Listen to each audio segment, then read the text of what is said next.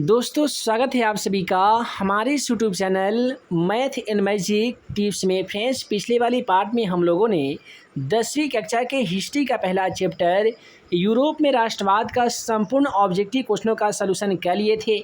यदि आप उस वीडियो को नहीं देखे होंगे तो इस वीडियो के डिस्क्रिप्शन बॉक्स में उसका लिंक दे दिया जाएगा। उस वीडियो को आसान तरीके से देख सकते हैं। इस वीडियो में हम लोग इतिहास का दूसरा चैप्टर जिसका नाम है समाजवाद एवं साम्यवाद, इस चैप्टर से पढ़ेंगे ऐसा इम्पोर्टेंट वीवीआई ऑब्जेक्टिव क्वेश्चन का सलूशन जो कि आपके मैट्रिक के बोर्ड परीक्षा में 100% पूछे जा सकते हैं। तो चलिए फिर बिना समय गवाए पहला क्वेश्चन का आंसर देख लेते हैं। है दोस्तों, जैसा कि आप सभी मोबाइल स्क्रीन पे आज का पहला सवाल क्वेश्चन नंबर 1 को देख पा रहे हैं।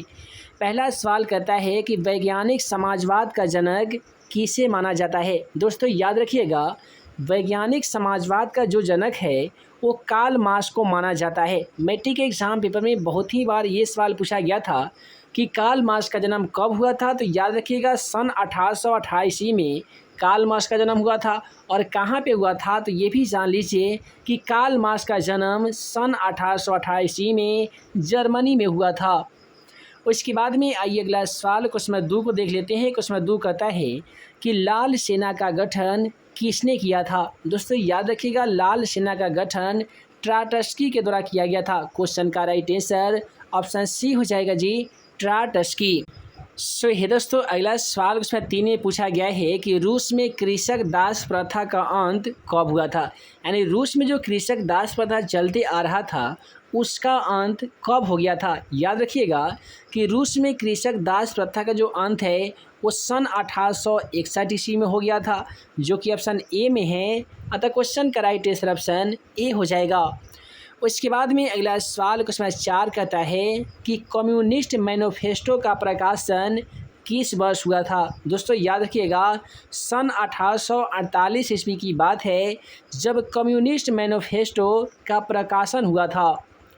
उसके बाद में अगला सवाल क्वेश्चन नंबर 5 को देख लीजिए। क्वेश्चन 5 कहता है कि वार एंड पीस किसकी रचना है। दोस्तों आप सभी को बता दें कि लियो टॉलस्टॉय एक बहुत ही प्रसिद्ध, बहुत ही पॉपुलर वैज्ञानिक है जिनके द्वारा वार एंड पीस, आसान शब्दों में कहे तो युद्ध और शांति नामक बेहतरीन पुस्तक की रचना की गई थी। क्वेश्चन का राइट आंसर बी हो जाएगा, टॉलस्टॉय। उसके बाद में अगला सवाल क्वेश्चन 6 को देखिए, कहता है कि रूस में जार का क्या अर्थ होता है। देखिए, रूस में जार का क्या अर्थ होता है तो रूस का सम्राट होता है। यानी रूस में जो भी राजा, जो भी सम्राट या जो भी शासक हुआ करते थे उन्हीं को जार कहा जाता था। उसके बाद में आइए अगला सवाल क्वेश्चन 7 में आ ही गया कि कार्ल मार्क्स का जन्म कहाँ हुआ था। पहले वाले क्वेश्चन के माध्यम से हम आप लोगों को बता दिए हैं कि कार्ल मार्क्स का जन्म 1828 ईस्वी में जर्मनी में हुआ था। क्वेश्चन का राइट आंसर बी हो जाएगा, जर्मनी में। उसके बाद में अगला सवाल क्वेश्चन 8 को देख लीजिए। कहता है कि प्रथम इंटरनेशनल की बैठक कहाँ पे हुई थी। देखिए, प्रथम इंटरनेशनल की जो बैठक हुई थी वो लंदन में हुई थी। क्वेश्चन का राइट आंसर डी हो जाएगा, लंदन। उसके बाद में क्वेश्चन 9 कहता है कि प्रथम इंटरनेशनल की स्थापना किस वर्ष हुई थी। तो दोस्तों आप सभी को बता दें कि प्रथम इंटरनेशनल की स्थापना सन 1864 ईस्वी में की गई थी। क्वेश्चन का राइट आंसर ऑप्शन ए हो जाएगा, 1864 ईस्वी में। यानी सवाल पूछा जाएगा कि प्रथम इंटरनेशनल की स्थापना कब हुई थी तो 1864 ईस्वी में, और कहाँ हुई थी तो लंदन में हुई थी। अगला सवाल कहता है कि साम्यवादी शासन का पहला प्रयोग कहाँ हुआ था। बहुत ही सिंपल सवाल है, याद रखिएगा, साम्यवादी शासन का पहला प्रयोग रूस में हुआ था, इसलिए क्वेश्चन का राइट आंसर ए हो जाएगा, रूस। अगला सवाल कहता है कि चेका क्या था। देखिए, चेका जो था ना उस समय में एक विशेष पुलिस दस्ता हुआ करता था। यानी विशेष पुलिस दस्ता को ही चेका कहा जाता था। तो क्वेश्चन का राइट आंसर ऑप्शन बी हो जाएगा, विशेष पुलिस दस्ता।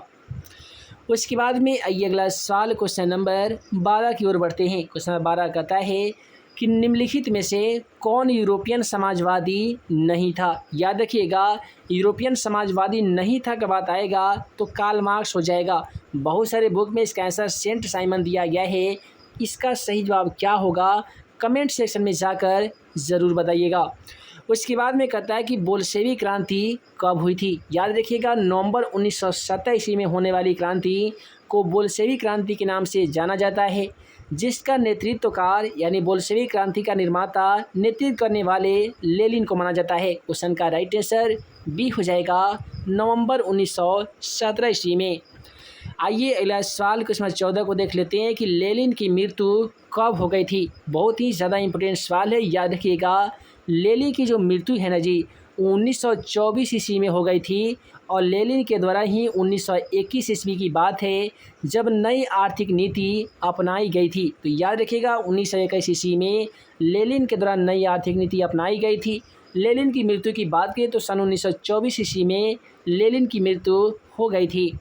अगला सवाल क्वेश्चन 15 करता है, अंतर्राष्ट्रीय महिला दिवस कब मनाया जाता है। बहुत सिंपल सवाल है, याद रखिएगा।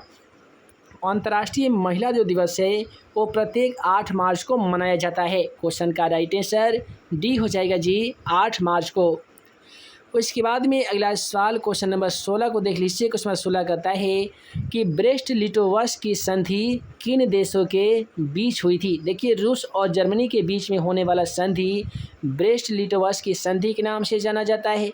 तो ब्रेस्ट लिटोवस्क की संधि किन 2 देशों के बीच में हुई थी, तो रूस और जर्मनी के बीच में हुई थी।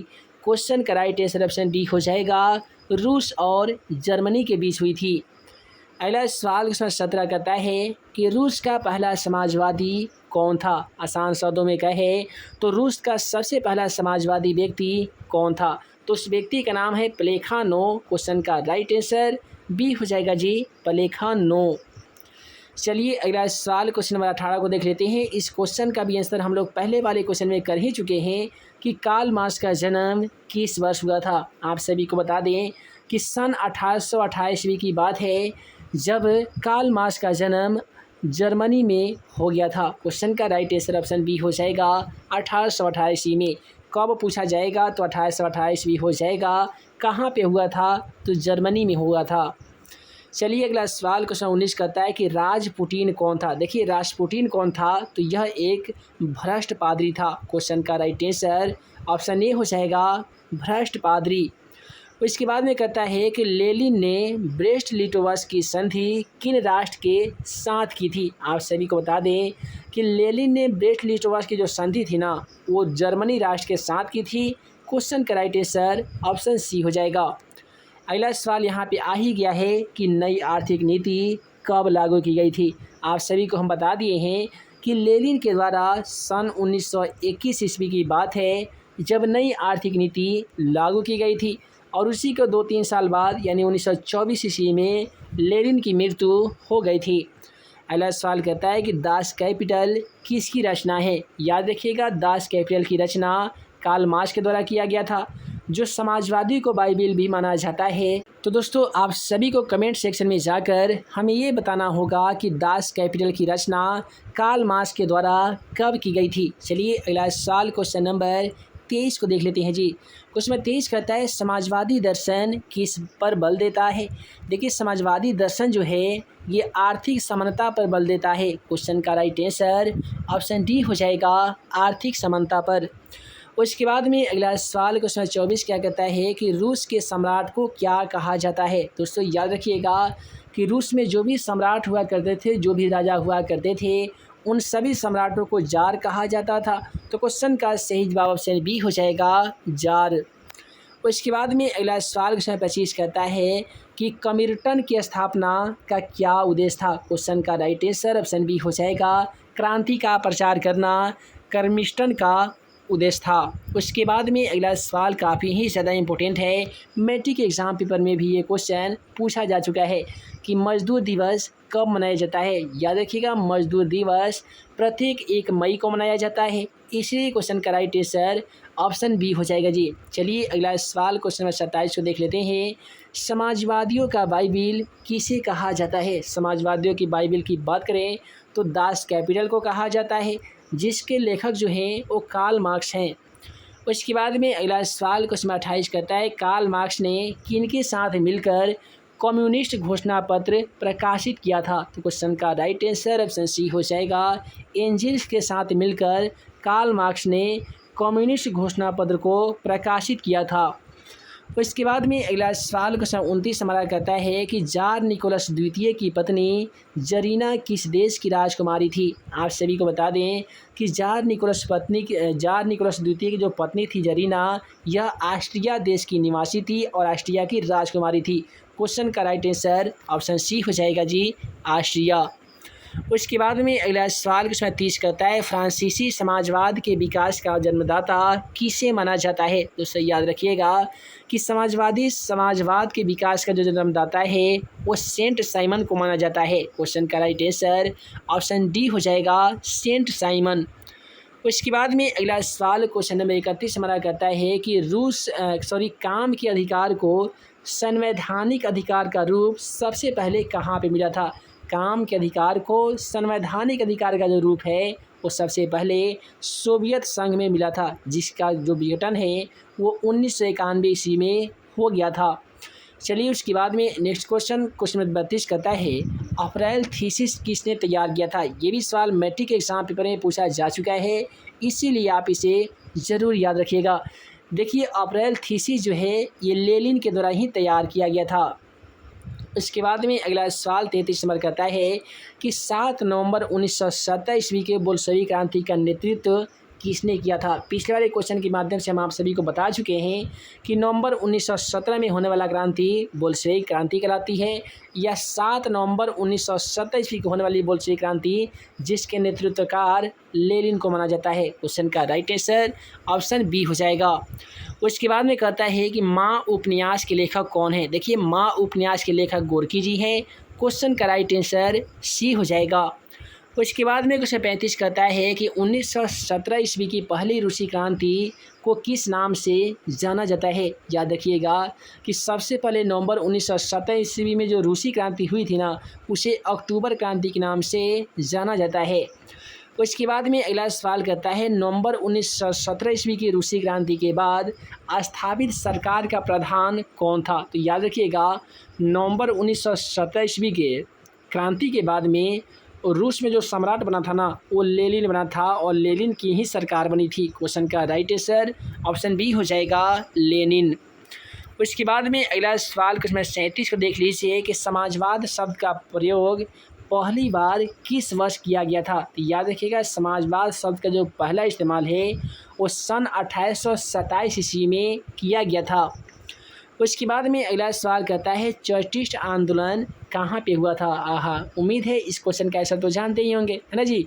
चार्टिस्ट आंदोलन की शुरुआत सबसे पहले ब्रिटेन में हुआ था और पंचायती राज संस्था की शुरुआत भी सबसे पहले राजस्थान से हुआ था, लेकिन इसका न्यू जो है राजनीतिक दल का न्यू ब्रिटेन में पड़ी थी।